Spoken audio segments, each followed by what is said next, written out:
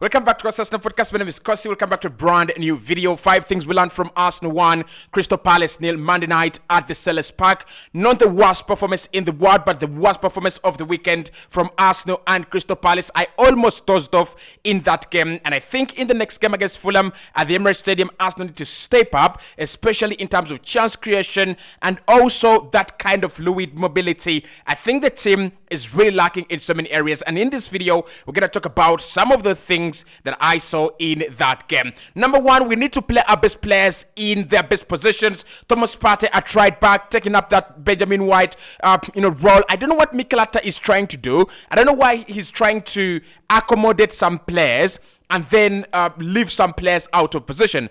I think Thomas Partey's best position is in midfield.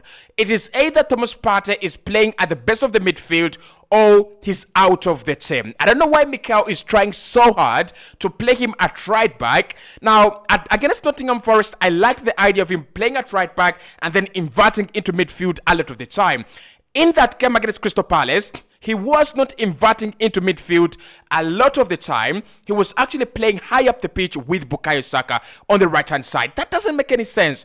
Look, if you want to create chances on that right-hand side, it is our most important side. It creates a lot of chances. Last campaign, Saka, Martin Odegaard, and Ben White, they create a lot of chances. Their combinations and their overloads on that right-hand side really helped us a lot. I don't think Thomas Partey is creative, and I don't think Thomas Partey is going to score goals for us. So for him to go into those advanced areas of the pitch, like Xhaka did last campaign, I know Mikel Arteta really loves tinkering. I know he loves to, work on players and change them and make them better. But I think Thomas Partey has already been good. He's so good when he plays in that position, as a DM, and you either put him in DM or you actually put him out, put him on the bench. He's simply useless at right back. He's simply useless when he's supporting Saka. He's simply useless there because one, he's not going to make those overlapping runs, ahead of Saka, and even if he makes them, he's not going to bring in those quality deliveries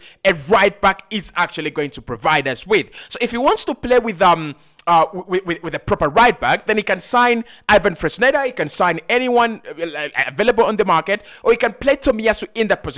I think we would get better value if Tomiyasu played at right back than Thomas Partey. So play our best players in their best positions. I think Martin Odegaard as well should be playing a little bit further forward in that right pocket of space between Saka and Edin Ketia. He should be our creative guy. He should be the creative player, and that is his best position. And that is where he played last campaign. I don't know why we are suddenly playing him a little bit deeper, and we are tasking him to do things that other players can surely do on that pitch. Right?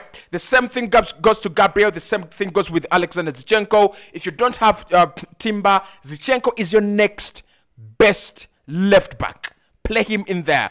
If you do not have... if Partey doesn't play at right back, which he shouldn't be playing, Gabriel should be playing at centre back and Ben White going at right back. We should play our best players at in their best positions for me. I think Mikel is getting it wrong when it comes to shuffling and doing this and that. It's simply getting it wrong. Why don't we play our easy system, best player in their best position, and see how that one is actually going to roll up? Number two, our creativity in this season is worse than any other team you could actually think of. I've watched Sheffield, I've watched Crystal Palace, I've watched Luton Town, I've watched all the other teams in the league, and clearly every single team has a clear plan on how they want to create chances.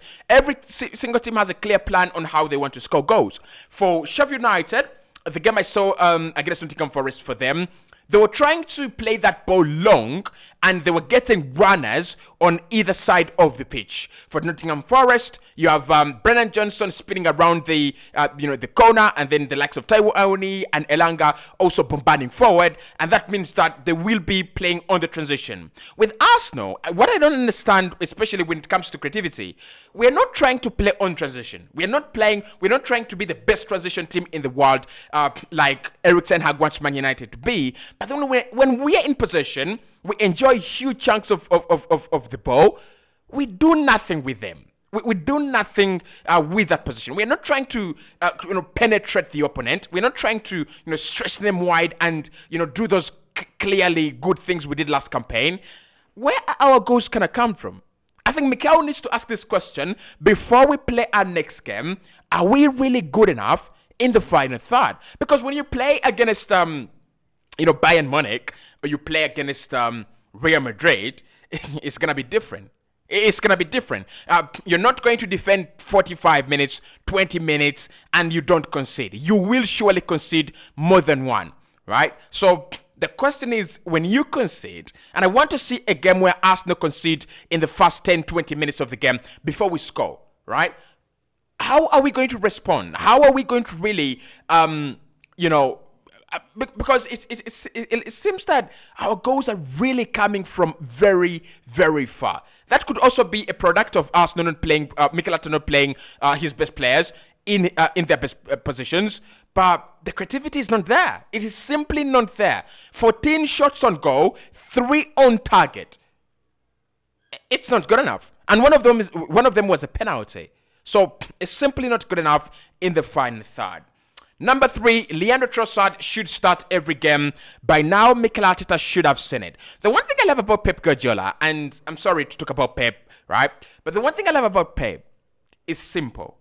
Pep is a stubborn manager, but he realizes where change needs to be done, and he will make the most unpredictable, changes that you never think of, but he will make a change, right? He will make a change. And one of the things we saw over the weekend was Phil Foden and the key role he played against Newcastle. He has shuffled, Phil Foden around until probably when he found his best position. My problem with Mikel, and it's the same problem Man United will suffer with Erik ten Hag. These are two managers that look at a system that is not working, players that are not delivering, and they will keep on playing them every single time. It doesn't help, in my opinion. It doesn't help. If you have a best player in a position, for example, Trossard is our best player on the left, whichever way you play him. If you want him to play as a striker, he's your best at the moment, without Jesus.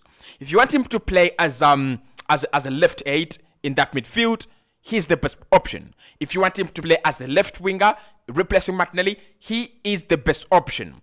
I think Arsenal are struggling to score goals because we don't have a player that thinks outside the box apart from Martin Odegaard. Odegaard is struggling and has struggled for the first 180 minutes that is played in this campaign, so far. So I think we need to find a way to get Trossard to play football. There's no question about that. The reason why we signed Trossard, the same reason we wanted to sign Mikhail Modric. You want to have Saka thinking outside the box. You want to have Odegaard thinking outside the box, and then you have to you want to have another player thinking outside the box.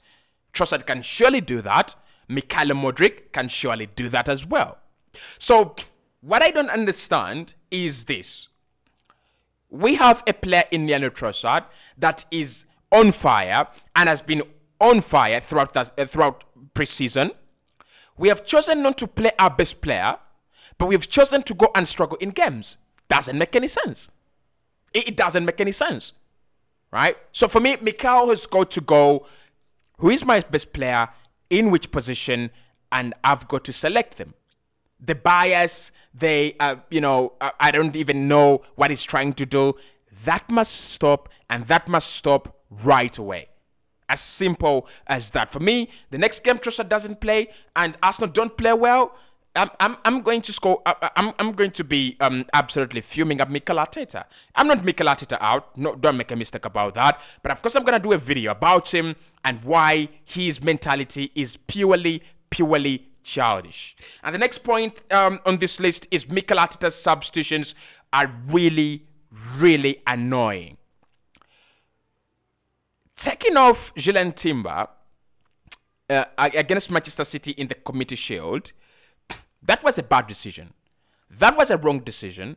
And that was a highlight of what Arsenal had to go through and what the players had to go through, courtesy of the manager, making a wrong decision at a very crucial time, at a very crucial point. When Timber goes off, Arsenal concede. The question is, why do you take off your best centre back in the game? Yesterday, Arsenal were a goal down. Were a goal up, right? And we had gone a man down. And that player was Tomiyasu. Up until that point, we were still governing the game. Up until that point, possession was ours and the game control was ours. What Mikel Arteta decided to do was to bring on Gabriel, Zinchenko, bring on defenders, Jorginho. He decided to sit deep, soak up the pressure, invite pressure on us, invite pressure on the team until the end of the 100 minutes. What happened to Tomiyasu coming off for the red card, Gabriel Magalhaes coming on, and one of Thomas Partey, because Thomas Partey was the useless one in that system. He was very good, by the way. He was pretty decent, but he was the useless one. You could actually do away with Thomas Partey. What happened to Thomas Partey going away, shifting into back three with Benjamin White, Saliba, and then Gabriel comes on, and then we still play our football because Declan Rice has got the ability to ball, check Dokore and Jefferson Lama because he did it all evening. What happened to us being positive? What happened to us doing what West Ham did? Introducing Pablo Fornals on a red card and introducing, Eitan Alvarez. Want to make sure the midfield is strong. Want to make sure that there is a chance for transition. I think his substitutions are really awful. His substitutions are really bad, and he needs to work on that. He really, really does need to work on that as soon as possible. Because right now, there is still room for error. There is still a margin for error. But when you go in the UCL, when you go in the Champions League against Bayern, you take off Julian Timber. They score 3 within no time. We are talking about teams that have gone to the Camp Nou and scored 8. Right? So the Premier League is probably very welcoming. The Champions League, not so much. Yeah, not so much. Next one, the mentality still is childish from this team and from the manager as well. And what I hate about this mentality is when we start wasting our time at 50 minutes, at 15 minutes, 50 minutes, 40 minutes to go, we are wasting time. We are doing time wastage. That is bullshit.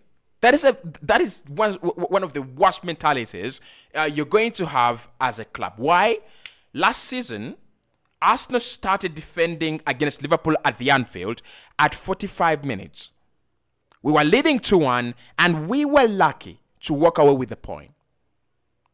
Last season still, Arsenal defended and wasted time against Southampton when we were leading 1-0, Granit Xhaka. It ended 1-1. So the mentality that when you have a lead, when you get a lead in a difficult game, you have to pause and, see the game through. I don't understand that. I just don't. Now, there are games where I think, and there are periods in a game where you need to be good defensively. For example, in the last 10 minutes of that game, if Mikel Arteta introduces 4 fullbacks and 7 centre-backs, I'm okay with that. 10 minutes, you shouldn't be losing that game, okay? But at 50 minutes, we are picking up yellow cards for wasting time. Tomiyasu is picking up yellow cards for wasting time. It's a disgrace. It's a disgrace. Arsenal are better than that, and we are better than that. And if you have that mentality, you do not win. That is not a mentality of champions. That is the mentality of clubs that want to survive relegation. That's the mentality of clubs that want to keep, fighting for positions. Okay? If we do it the way Manchester City do it, like keeping the ball, passing it around, sucking pressure out of the game, I understand.